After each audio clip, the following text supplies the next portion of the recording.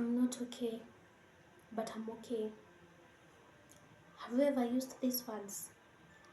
Has someone ever told you these words? Perhaps that should be the real definition of mental health. How? You wonder? Journey with me up to the end of this video, where I'll get to use the simplest explanation and metaphor to help you understand mental health and how to take care of your mental health. My names are Winfred Mweni, and this is Winfred's Insightful Healing. We are going to use a metaphor I call the leaky bucket, art of managing stress. So we have an empty bucket. We place it under the tap. We open the tap. The pressure of water could be high, sometimes could be low, could be even as low as after a minute drop. After a minute drop. After a while, what will happen to this bucket? The bucket will be full, of course. If we don't close the tap, what will happen? Then water will start overflowing. In our homes, when this happens, you can either close the tap or rather you change the bucket. But now there's this scenario whereby you can never close the tap, you can never change the bucket, and you need to make sure water level does not rise to an extent of overflowing. So what can you do? I'll repeat. You can never close the tap. You can reduce the pressure of the water, yes, but at the end of the day, the bucket will be full. And you can never change the bucket or replace it. And you need to make sure water level will not rise to an extent of overflowing. So what can you do? You poke holes onto this bucket, as many as possible. That way, when water comes in at a high pressure, the same way it will leave. If water comes in at a low pressure, then this bucket will never be full. This is how we need to be. We need to live and we need to be like this bucket. So what is this tap? This tap of water, we compare it to life stressors. Traffic jam is something that you cannot control. It's likely to cause you stress. Family, let's say you are a parent. You need to take care of your family, you need to provide, you need to protect. You have kids. Kids can be a source of stress sometimes. When they are sick, you are not able to function well at work. There will always be pressure that comes from work. Siblings, you have your own parents. The fact that you are married, that means there's another set of family that came along. In-laws, who sometimes can also be a cause of stress. Weather can cause you stress. You have your own goals, things you want to achieve at a certain time. So there is stress and pressure that you're giving yourself. Debts. Debts can be a cause of stress because they have a deadline. If you don't fulfill at that amount of time you are given, then there's an increase in interest. That is likely to cause you stress. You have friends who rely on you for 1 or 2, 3 things. That is likely to cause you stress. So there are so many aspects in our lives that can cause us stress. So that is to answer the question that most people ask me in my profession: what is stress? So we compare the tap with the life stressors. Sometimes the pressure might be high, sometimes the pressure might be low. We are the bucket. That's why we couldn't change the bucket or replace it with another bucket, because there's no way we can bring someone else into our lives. We go somewhere for a vacation, we rest for a year. I wish it was possible, but it's not possible. Now, what is overflowing if we don't close the tap? Overflowing is how our body communicates to us that we are stressed. Did you know your body communicates to you? When you are physically ill, your body communicates that you are sick. As well, when you are stressed, your body also communicates. Your body can communicate either through an outburst. An outburst is that a point where you get where you have an explosion of feelings, of emotions. You shout at people, you raise your voice. That is an outburst. And it don't happen when you're happy. It happens when something has been going on for quite a while. Overflowing could mean violence, not only physical, but also verbal. You can start insulting people, being rude, being sarcastic, or you find yourself you have hit someone. That is being violent, and it don't happen when you're happy. It's because there are things that have been happening for quite a while. Another sign of overflowing, your body letting you know that you are not okay, is through headaches. So if you've been getting constant headaches, that could be a sign that there's something going on. Your blood pressure could go high. There's increase in appetite or lack of eating, not eating at all. So there are people who will eat too much, others won't eat. And with eating too much, I love to call it stress eating. You don't stress eat ugali, cabbage, broccoli. Oh, you don't say, oh my god, I'm stressed, I need some salad, I need some cabbage. No, you stress it when you're stressed. That's when you eat pizza, KFC, this sweet food. Because the moment you are eating them, there's some nice feeling you get for a while. Another sign that you might be stressed is insomnia, lack of sleep, or sleeping too much. So if that happens, that could also be an indication there's something going on. Irritability, you find something small irritates you. It could be something as petty that normally you don't even put too much thought into it, but that day it irritated you. Mood swings. One minute you are happy, the next minute you are different. Increase in weight. The people who will either have increase in body weight or rather some who will lose their weight. So all these things are how our body communicates to us that we are stressed. There's some people who start sweating profusely. There's some people will get maybe some rashes on their face. So just recognize and have some self-awareness and know how your body communicates to you when you are not okay. Now, what do you do when your body communicates to you? When you are sick physically, you go to the hospital, you're given some medication, you buy some fruits, you make sure you sleep. So, when you're stressed, what do you do? How do you take care of yourself when you're stressed? So, one of the ways you can take care of yourself when you're stressed, you can see a counselor. A counselor is a professional who went to school and learned how to be able to take care of you when you're stressed. This is someone whom you can talk to about anything. They maintain confidentiality. Not only will they listen to you, but they also help you come up with a solution to whatever you're going through. When was the last time you spoke to somebody for 1 good hour about yourself? So go see a counselor. Talk to them. Another way you can take care of yourself is talking or venting. Now this is where friends or family comes in.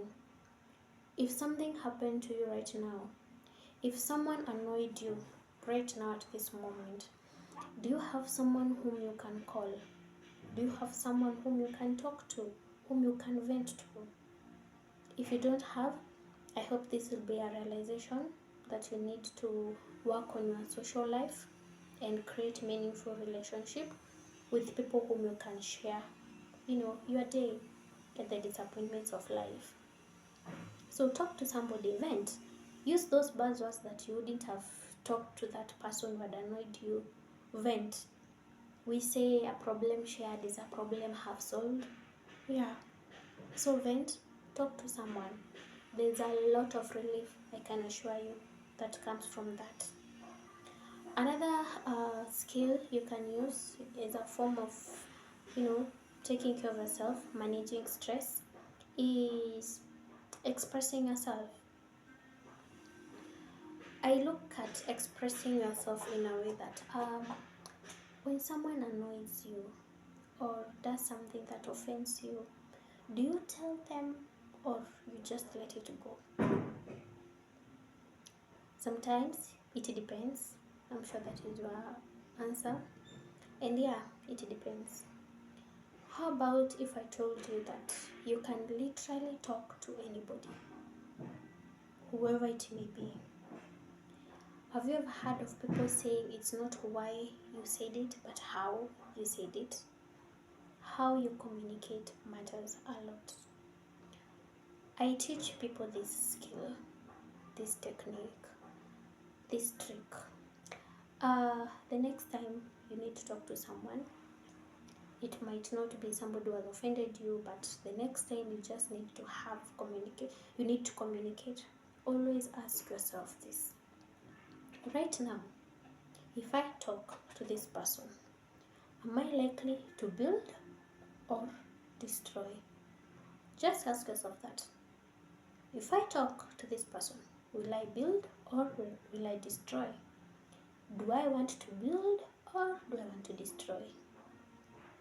The moment you do that, you have paused for a moment between your turmoil of emotion. You have looked at yourself, how you are feeling. You have taken a moment and evaluated yourself. And with that, you'll know the best reaction. If you want to destroy, well and good. If you want to build, then you know that is not the best time to talk. That means you're still angry. And when you're angry, that is not the best time to have a conversation. So I hope you're going to use that trick.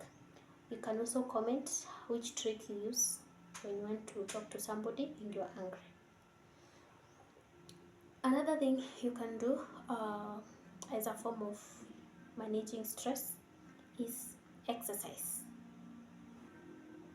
There's a reason why you are told to exercise. I'm sure you go to your doctor, they tell you exercise to lose weight, exercise to take care of your physical health and all that. I tell you to exercise for your mental health. Because when we are stressed, our bodies produce a hormone called cortisol. It increases, the level of cortisol increases. And that's why it affects our bodies through the symptoms, through the outburst, the headache, the irritability, the insomnia, the hypersomnia, eating too much, not eating, low libido, and all that. All these symptoms are as a result of cortisol. So when you decide to exercise, you help your body secrete 3 good hormones. The first one is called serotonin, which is more of a happiness hormone, responsible for peace, contentment, relaxation. You see, when you bask outside the sun, that good feeling you get, that contentment, it's because of serotonin. The other kind of hormone your body secretes when you exercise is called dopamine. Dopamine is more of a motivation, rewarding kind of hormone, which is very good in reducing the cortisol. And then there is endorphin. Endorphin is more of a painkiller type of hormone. So when these good 3 hormones are increased, what do you think happens to cortisol? It goes down. And that's why after exercise, those who exercise can testify, you feel so good, you feel so relaxed. Trust you me, nothing can put you down that day. People will come with their own frustration. You don't even have the energy to get into that, to be offended or to be frustrated by that. You just want to go home, relax, sleep, eat. So exercise. You don't have to go to the gym. You can take a walk, go for a run. You feel much better. That I can testify, I can assure you. Another skill you can use to manage your stress and to take care of yourself when you're stressed is crying. Yeah, people don't think it works, but crying is one of the best things you can do. There is a study I read, and they found traces of cortisol in tears. So that is to literally mean when you're stressed and you cry, what comes out? Cortisol. The stress hormone comes out. And that's why you can finish crying and then you're like, oh, I'm even hungry. Have I eaten today? Then you end up eating. So cry. You are at work, you're frustrated, a lot is going on, you're overwhelmed, you feel teary. Go to the washroom, lock yourself there, cry, finish, wash off. It's full, no? Nobody. I know men, we are raised in a culture that says men shouldn't cry, that associates crying with a sign of weakness. But look at it in this way. If you cry, you'll be able to eat. If you cry, you won't be irritable. You cry, you get rid of the cortisol, the stress hormone. Another technique you can use in managing stress is praying. If you're not religious, then probably this is not for you. But praying is talking. Praying is venting. That's why you tell God everything, how you feel, how a certain somebody has annoyed you, and how you feel about them. Then in the middle of prayer, you apologize. Praying is expressing yourself. Most of the time when you pray, especially that deep kind of prayer, what do you end up doing? Crying. So pray. Another thing you can do is listen to music and sing along. Whenever you listen to music, your body produces dopamine. Dopamine is the motivation rewarding kind of hormone, and that's why if you are in a bad mood, then you listen to some music, your mood changes. You find yourself singing, cleaning. Music helps. Go for a walk listening to music. Another technique you can use is journaling, writing down. I always insist on telling people that you need to put your thoughts into words. You need to listen to yourself on how you feel. You need to say it and hear it. So write down. You can finish writing, then discard it. So journaling also helps. You can play with a pet. Playing with a pet releases a hormone called oxytocin. Oxytocin is more of bonding. It's a love hormone, bonding hormone, and it helps in reducing the cortisol.